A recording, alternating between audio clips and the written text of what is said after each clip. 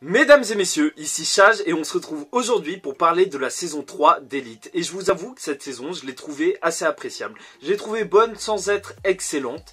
Et c'est parce que déjà cette saison 1, en fait la première saison, elle était sur le même principe, aussi bien que les autres saisons, qui est que en fait, t'as à chaque épisode un soupçon sur un personnage et que à la fin tu découvres toute la vérité et qui a tué ou qui a commis le crime.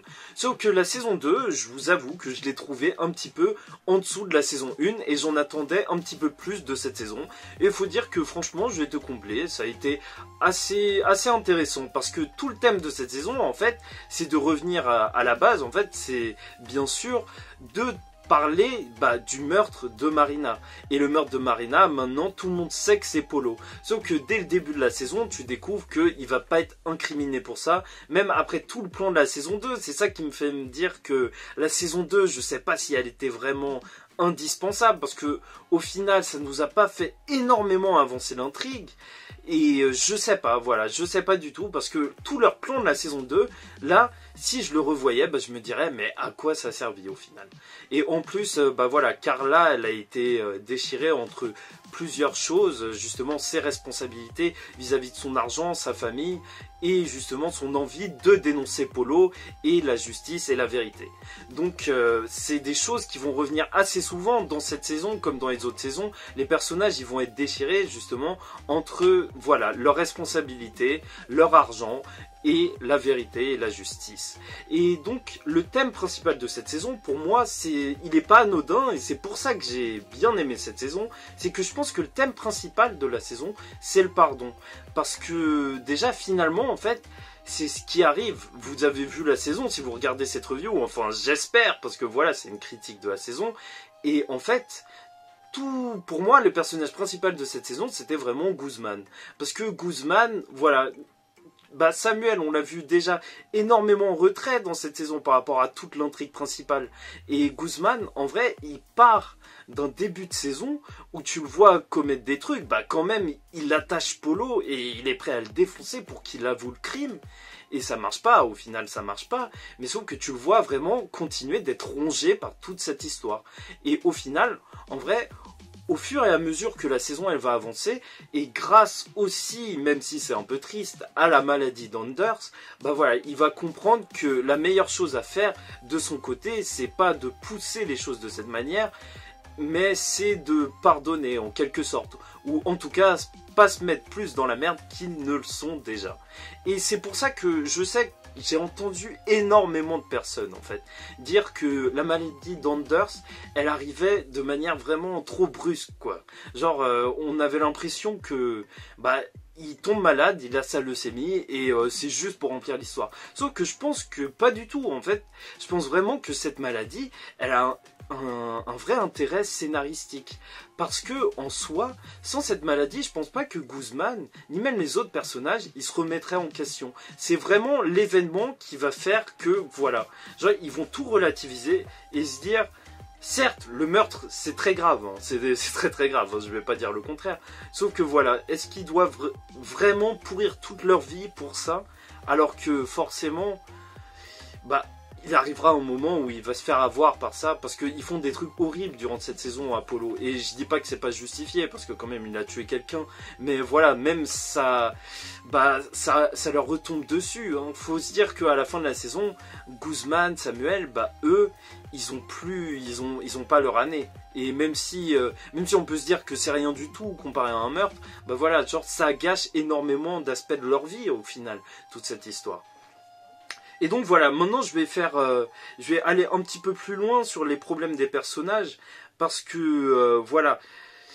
Donc le premier dont je voulais parler c'est Guzman, et j'en ai parlé assez rapidement, et parce que voilà, je reviendrai sur lui plus tard en parlant de Nadia, parce que évidemment eux deux c'est le couple de la série, pour moi c'est vraiment le couple qui était là depuis le début, parce que voilà, Carla et Samuel, c'est compliqué cette saison, parce qu'avec Rebecca, franchement, j'ai pas trop aimé le chemin que ça suivait.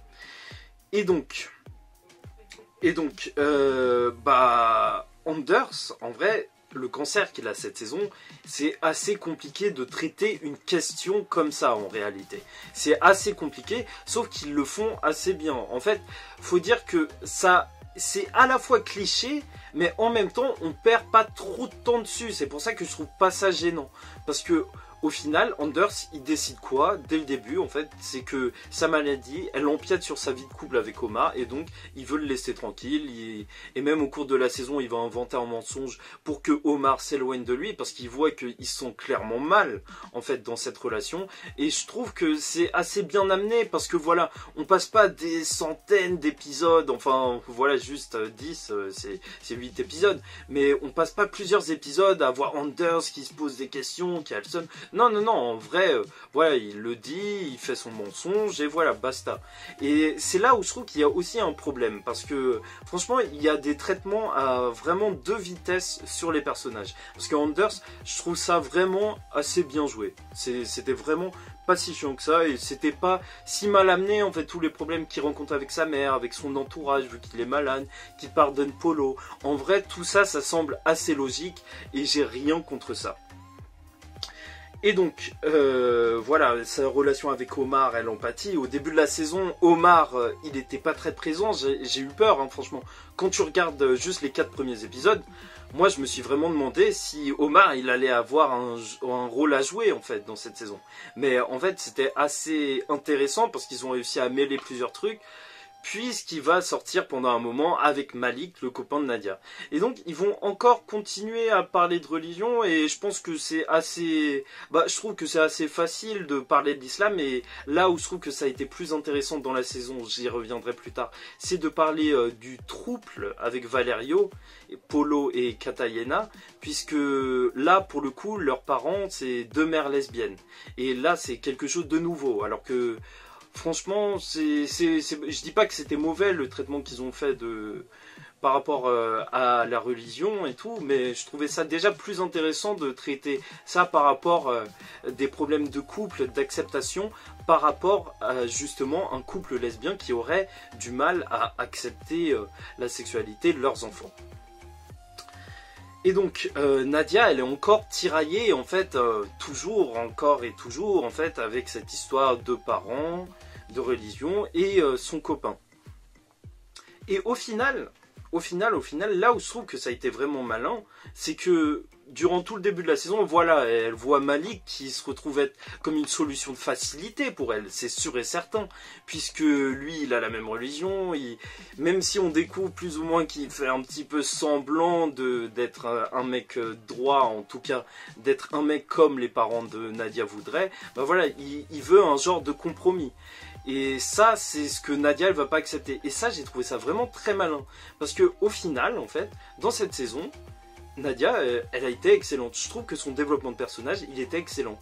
Parce que, déjà, une des scènes les plus marquantes que j'ai vues avec elle, en fait, c'était même pas juste avec elle, c'était une des scènes que j'ai trouvé le mieux, en fait, une des meilleures scènes de cette saison, c'était le moment où elle parlait à Lou.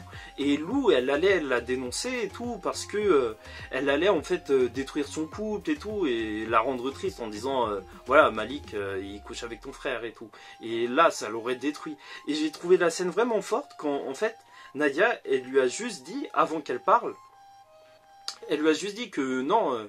je suis désolé pour ce que je t'ai fait et tout. Et je pense que cette scène a été vraiment forte parce que là, on avait un personnage, Lou, qui voulait vraiment faire un peu de mal à Nadia. Là, elle y allait vraiment dans une intention où elle voulait la détruire, quoi. Et juste Nadia, en lui répondant gentiment, en fait, en étant vraiment sincère, ça a calmé Lou direct. Et je trouve que justement, nous avoir rapproché ces deux personnages, c'est pas anodin. Parce qu'ils ont vraiment appris l'un de l'autre. Nadia, au final, de cette relation, je sais pas si c'est forcément cette relation qui l'a fait grandir, mais en tout cas, au final, à la fin de cette saison, elle retourne pas avec Guzman, et même si je trouve que leur couple il est super mignon, en vrai, la voir toute seule, en fait, partir toute seule, aller étudier aux États-Unis, sans ses parents, sans son mec, en fait, ça fait du bien, quoi. C'est un vent d'air frais parce que voilà, là, elle quitte pas sa famille pour aller voir un mec. Non, là, elle s'émancipe vraiment. Et ça, j'ai vraiment trouvé ça fort, en fait. Que voilà, c'est pas une histoire de mec ou quoi que ce soit. C'est juste que elle prend sa vie en main. C'est tout. Et donc, en parlant d'émancipation, bah, il y a quelqu'un qui se retrouve un petit peu émancipé sans le vouloir, puisque Samuel, bah, sa mère, elle va rejoindre son frère au Maroc. Bon, même si j'ai trouvé ça assez bizarre que justement on voit pas son frère revenir, ni sa mère revenir à la fin de la saison, bah, dans cette saison, j'ai trouvé que Samuel... bah, il a pas été super sympa, hein. Il a pas été super sympa et j'ai pas trop kiffé ce qu'il a fait à Rebecca. Et franchement, je voulais vraiment pas voir ça parce que cette relation, elle servait à rien. Ça m'a juste saoulé. Je vous dis la vérité, c'est que en vrai, Rebecca, je l'ai trouvée archi mignonne en vrai. Elle aime trop Samuel et elle lui faisait confiance. Et Samuel, il lui a planté un couteau dans le dos, quoi. Et c'est pour ça que franchement cette saison je l'ai trouvé assez antipathique Samuel. Il aurait pu lui dire la vérité depuis le début, il lui a caché plein de choses, dont ses sentiments. Et même si j'ai trouvé que son rapprochement avec Guzman c'était vraiment bien pour le coup. Parce que ces deux personnages en vrai, là tu vois vraiment une évolution. Parce que tu regardes la saison 1 mais c'était un délire, ils pouvaient pas se piffrer. Et là bah ils sont quasiment les meilleurs potes du monde quoi. Même si on pourrait croire que c'est fou, tu vois, quand je le dis comme ça, mais moi je me dis non, mais il en a fallu du chemin. Et franchement, le chemin, il a été bien accompli. Donc la relation Samuel-Guzman, je l'ai trouvée très intéressante, mais Rebecca-Samuel, bof, et Samuel-Carla, alors bah, je vais en reparler quand je vais parler de Carla, parce que pour le coup, c'est un petit peu spécial, hein, un petit peu spécial. Parce que Carla, bah en vrai, vas-y, bah, je vais y venir tout de suite. C'est que Carla, cette saison, bah elle était avec Hirai, hein, ce mec qui a une start-up. Et voilà, c'est un des deux nouveaux personnages avec Malik. Bah en vrai, ces deux personnages, je les trouve plats, mais plats, c'est incroyable. Hein. Je pense vraiment que c'est juste des personnages qui apparaissent cette saison et qui vont plus jamais apparaître. Bah, de toute façon, je sais pas s'il va y avoir de saison 4, mais ces personnages, franchement, ils sont mais tellement oubliables. Et franchement, je trouve que c'est assez gênant parce que dans le sens où, en fait, ils ont même pas essayé de rendre ça intéressant en vrai. Parce que Hirai, tu t'en fous de toute la saison. Et c'est là où je parle de trucs à deux vitesses en fait. De traitement à deux vitesses pour les personnages. Parce que Anders, son histoire, elle avance assez, même Guzman. Alors que Carla, toute la saison, elle reste bloquée avec son histoire. Et ça, franchement, j'ai trouvé ça vraiment lourd, quoi. Franchement, Carla, c'était un personnage qu'on avait appris à apprécier dans la saison 2. Et on avait vu que c'était quelqu'un de pas si mauvais que ça. Et même le couple Samuel-Carla, on commençait à s'attacher. Sauf que là, cette saison, elle est restée toute la saison avec Hirai. Et c'était long, quoi. Franchement, c'était long. Heureusement que... Bah non, je sais même pas quoi, il y a eu des problèmes de drogue et tout, mais voilà, je sais que voilà, c'est dans le thème encore une fois de tous les personnages qui sont tiraillés justement entre leurs responsabilités en tant que personne riche et elle encore plus en tant que marquise et justement ce qu'elles veulent vraiment faire. Mais au final, c'est pour ça aussi que j'ai trouvé ça vraiment bien. En fait, j'aime bien à chaque fois que... En fait, c'est un petit peu bizarre, mais j'aime bien que les personnages, ils se retrouvent seuls, en fait. Qu'il y a beaucoup de personnages qui se retrouvent seuls à la fin de cette saison. Parce que au final, ça nous montre quoi? Ça nous montre que pour qu'ils s'émancipent, ils n'ont pas besoin de quelqu'un d'autre. Moi, je le prendrais un peu mal que Carla, en vrai, le premier truc qu'elle fasse dès qu'elle soit émancipée de ses parents, en fait, dès qu'elle leur doit plus rien, bah c'est qu'au final, elle aille avec Samuel. Certes, c'est archi mignon, sauf qu'en soi, Carla, voilà, elle est censée pouvoir se tenir sur deux pattes, hein, tu vois, elle est indépendante, et je trouve ça bien de les laisser vraiment indépendants. Tu la vois pas retourner avec Samuel, et je pense que c'est pour le meilleur. En soi, c'est pour le meilleur. Et voilà, Hirai, il était pas super intéressant, il y avait toute cette histoire comme quoi avant il était gros, après il a maigri grâce à un message qu'elle lui a envoyé. Franchement, je sais pas, je l'ai pas trouvé trop cool. Il était gentil hein, comme personnage. Et je trouvais ça un peu cliché, le personnage qui, ouais, voilà, vous laisse montrer avec une belle fille, vous voulez montrer qu'il avait réussi, mais au fond, il est gentil et tout. Et c'est pour ça que je le trouve pas antipathique non plus, parce que voilà, il est gentil. Sauf que c'était juste pas super intéressant. Hirai, je l'ai pas trouvé super intéressant, et sa relation avec Carla, c'était long, quoi. C'était long, c'était long. Et bah en vrai, là il nous reste déjà pas beaucoup de personnages dont il faut parler. je vais les traiter les 3 d'un coup, parce que Kaitana, déjà Kaitana, elle a été introduite dans la saison 2, mais je l'ai trouvée très intéressante cette saison, encore une fois, et heureusement en fait qu'ils nous ont rajouté Valerio. D'un côté je me dis, mais qu'est-ce qu'il venait foutre là Valerio, parce qu'il était dans toute cette histoire de drogue avec Rebecca, qui voilà, qui se relançait dans la drogue et était tiraillé justement entre ses responsabilités de gagner de l'argent, de continuer en fait l'entreprise de sa mère, même si c'est une entreprise de drogue, et son envie réelle en fait de pas faire du mal aux gens, parce que c'est quelqu'un de bien, et c'est pour ça que je l'aime vraiment beaucoup, Rebecca, et c'est pour ça que ouais, je crois que c'est pour ça que j'ai pas trop apprécié Samuel cette saison. Mais voilà, Valerio, en vrai, ce qui m'a vraiment dérangé, c'est que au début de la saison, t'as tout ce passage avec Lou et son père et Valerio qui sont en train de discuter, Lou qui avoue tout à son père, comme si en fait il allait se passer quelque chose, qui assume enfin justement sa relation, le fait que c'était pas Valerio qui l'avait obligé, sauf que au final cette relation, limite ils se parlent même pas de la saison après. Et je trouve ça un peu bizarre, quoi. Peut-être qu'ils auraient dû en reparler. J'aurais préféré qu'on s'arrête un peu plus sur ça. Et c'était intéressant de voir un personnage qui voulait changer. Et même s'il était dans une dynamique assez étrange, parce qu'il s'est retrouvé avec Polo et Kaitana, vraiment comme ça, quoi. Genre, c'était littéralement vous êtes le couple le plus cool du lycée. Et après, il a commencé à leur parler. C'était vraiment, je sais pas, c'est arrivé comme ça. Après, dans la vie aussi, hein, il y a des trucs qui arrivent comme ça, sans prévenir, mais bon. J'ai trouvé ça un peu chelou. Après, je trouve que le personnage il a été bien développé quand même. Parce que tu regardes le début de la saison et la fin de la saison, bah en soi, il a changé. Valerio, c'est plus le même. C'est plus le même. C'est plus le même. Et Kaitana, là où c'est assez fort, c'est que, je sais pas si c'est une blague ou pas, mais à la fin de la saison, vous le voyez, elle est en train de laver le lycée. Et pourtant, elle avait dit elle a réussi son diplôme, donc elle devrait continuer ses études. Donc je sais pas si c'est un job étudiant ou pas, mais en tout cas, je pense que dans tous les cas, elle a enfin accepté de s'assumer, en fait, d'assumer qui elle est, son argent et tout, parce que ça c'était clairement un personnage, mais qui s'assumait pas du tout. Et franchement, j'avais un peu de mal, surtout qu'elle utilisait Polo. On a beau dire oui, elle l'aimait et tout, mais quand elle a envoyé les messages pour pas qu'il soit accepté dans les autres lycées, c'était terrible. Franchement, elle a abusé. Elle a vraiment abusé, et c'est pour ça que j'ai trouvé ça bien que à la fin de la saison, voilà, elle accepte pas l'offre des parents de Polo, en fait, des deux mères de Polo, et qu'elle choisisse d'aller dans une université dans ses moyens. Et pour le coup, toute cette histoire, elle lui a fait accepter voilà, ses finances et tout, et voilà, je trouvais ça cool, mais voilà. Voilà. Et donc, notre bon petit Polo, non, peut-être que je devrais parler de Lou avant. Parce que Lou aussi, en fait, c'est un des personnages qui nous montre encore une fois, même si je vais faire que de me répéter, cette distinction qu'il y a et qui est faite, en fait, ce tiraillement des personnages entre leurs responsabilités et même l'image qu'ils donnent, puisque Lou, c'est ça, c'est une image, en fait. Elle fait des fêtes, elle a tout le temps des super bonnes notes, elle est riche et elle aime le montrer.